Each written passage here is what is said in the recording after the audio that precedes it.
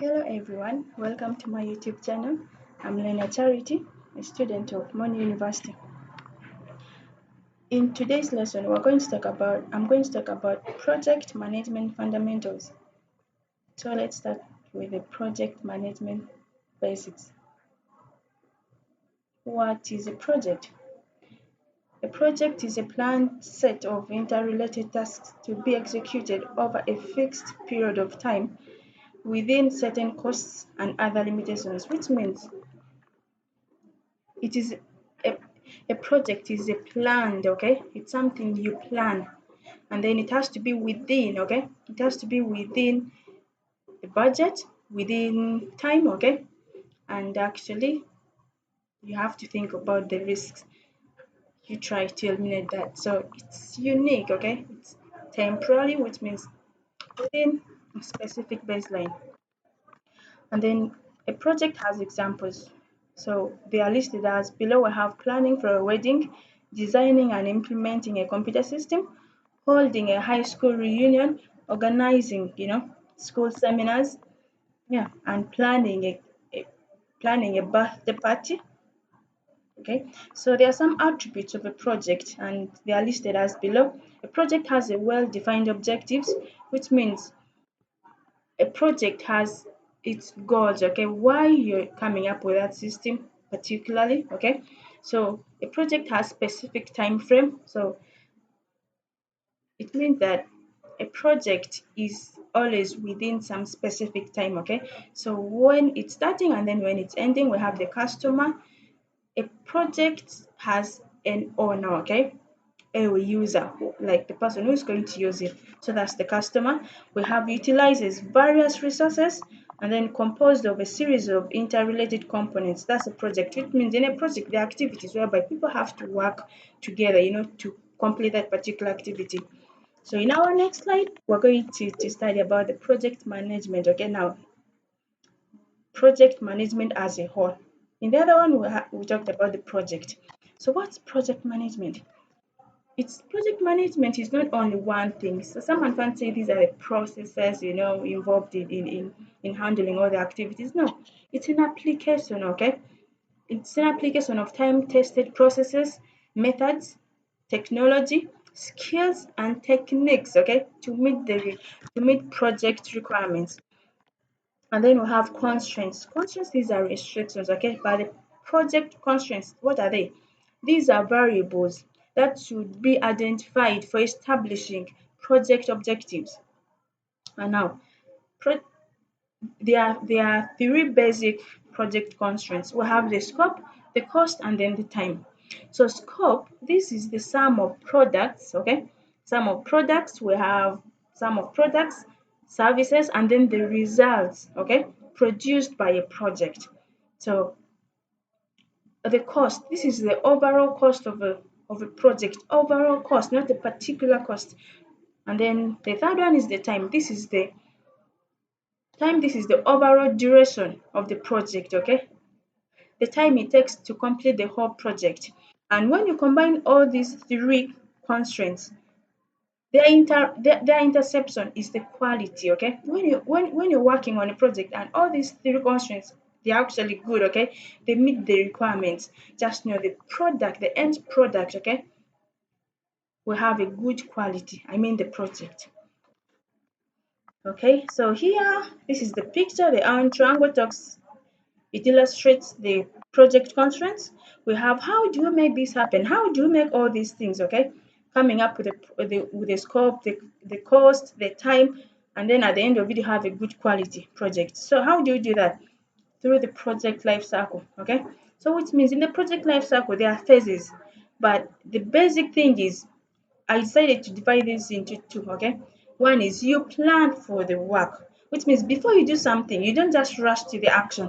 You plan, you first come up with some plan, like how are you going to do it, the roadmap to it, okay? So you plan for work. After planning for it, then you work the plan, okay? So here, the first two phases, that's initialization and planning, I made them go under the plan for work, okay? Because here you don't need to implement. In this phases, you don't implement, you only plan, okay? It's basically planning like how you're supposed to do it. Then execution and closer, this is where we work the plan, okay? So you see your roadmap, like you know what I'm supposed to do at what time, you know, all the activities, you implement it. So you use your plan and work on the actions.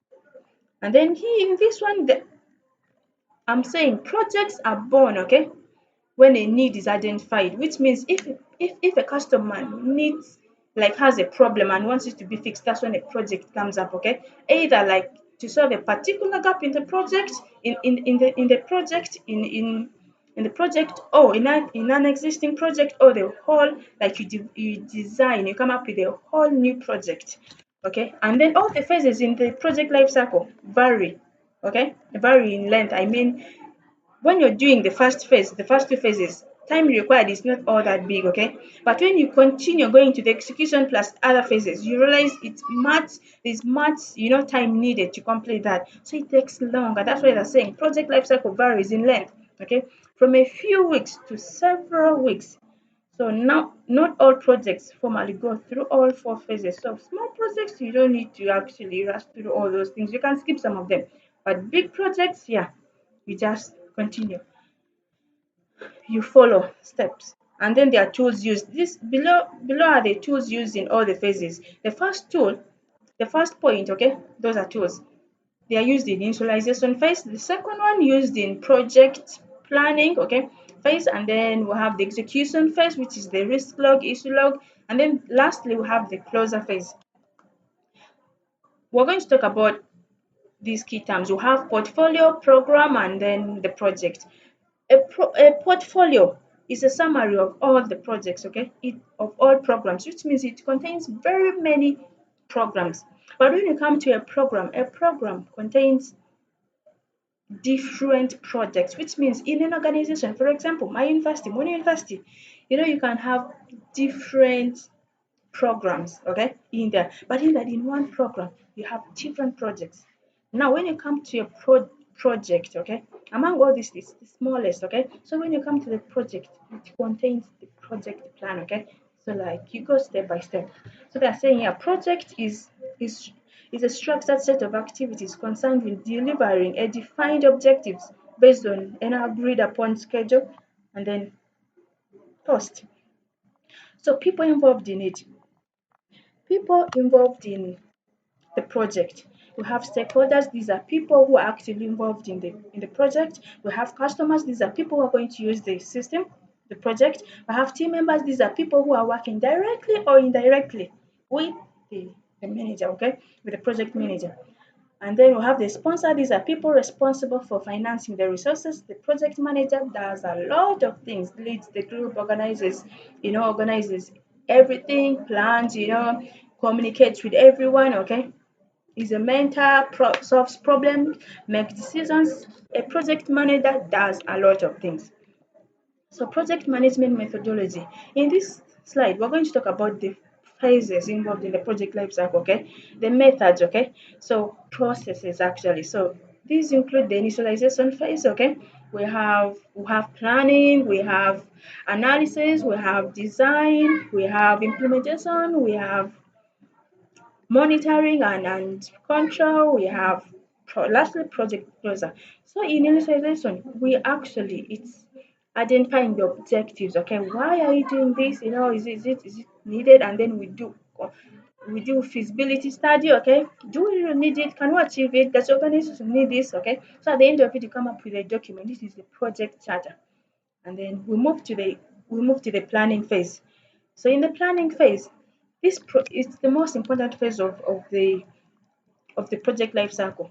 Because here, whenever your plan, okay, your project plan, the output is the project plan. Whenever your project plan is that bad, just know whatever you're doing will affect each and every phase, which means you won't come up with a good project. Okay, analysis here, the analyst understands, okay, the users, and then and then documents all the requirements of the users. Afterwards comes up with a picture, okay, that's in the design phase, comes up with a picture of how the actors, the stakeholders are going to interact with the system, so that the customer, the user, can understand, can get a clear picture. Now in the implementation phase, during this phase, the plan is put into action. It's like you have the roadmap, now you're using it to come up with the real work, okay, the real product. So afterwards you test, that's in the monitoring. You still test in implementation, but in monitoring, you check if this is what the user wanted. If it's not that, there's any mistake, you work on it. Yeah, you work on it, and then closer. There are many things. You sit down with the team members, to see the success and then the failure of the project.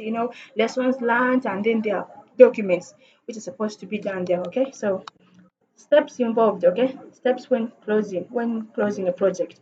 Obtain approvals, all the approvals, okay, of the project, obtain them, then collect the documents, different documents, close finances, okay, and constructs, review lessons learned, and then release the resources. Give the project to the project, to the customer, okay, or the user. Now we're talking about project management planning and then the teamwork.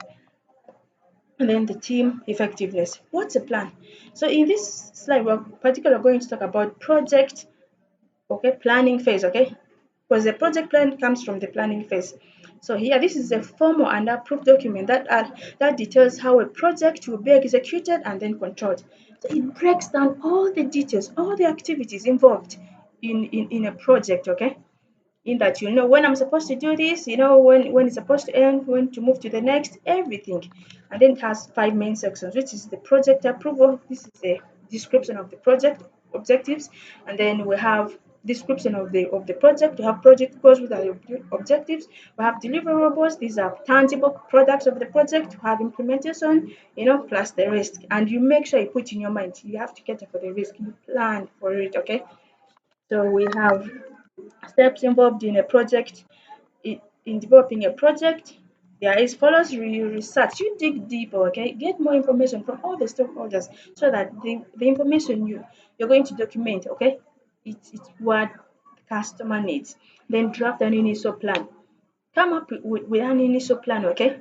And then afterwards, before you finalize it, so it meet with the team members to see if they can add something or remove. So when they agree to everything, then you can formalize, okay? You formalize the plan. But just know that a plan it doesn't mean that it's always constant. It can change. So a customer can make any changes, but be ready to make the changes into the plan, because change is always inevitable, okay? So a project manager has to plan for change. Yeah. So strong teams, we are talking about teams. So for a project to be good, actually to come out the right way, just know that the people behind that project have to be that, a good team, like they're strong, they always collaborate, and then make sure the project manager has to make sure whenever a team member does something good, recognize that, okay? You praise them, so that they go on to do other, good things. And then at the end of a milestone, celebrate it, you're encouraging the team members to work harder. And then we have project management frameworks. So these are basic sets of guidelines, processes, and then tools for managing a project through to a completion. There are many types, okay? We have waterfall, which is the traditional, agile, scrum, we have critical path, critical chain, project management, okay? So when you list these things, okay, waterfall, I said it's traditional, meaning that for it deals with fixed requirements, which means if you're going to meet clients who are going to keep on, interfering, okay, changing requirements, just know waterfall won't work. So what you need agile for that. As long as customer is going to make changes, agile is the best thing. It's flexible. Even a customer can make changes several times. An example is the tailor. We guys, when you take dresses to tailors, the first time you see it, you might think, you might feel I want to add something, and then you tell that to the tailor, add for me this, and they go back, they add. The next time you say, do this again. So it's a round, it's an iterative process, which waterfall doesn't do that. Okay, so we have come to the end of our lecture. So thank you very much. You can wait for my next video. Bye.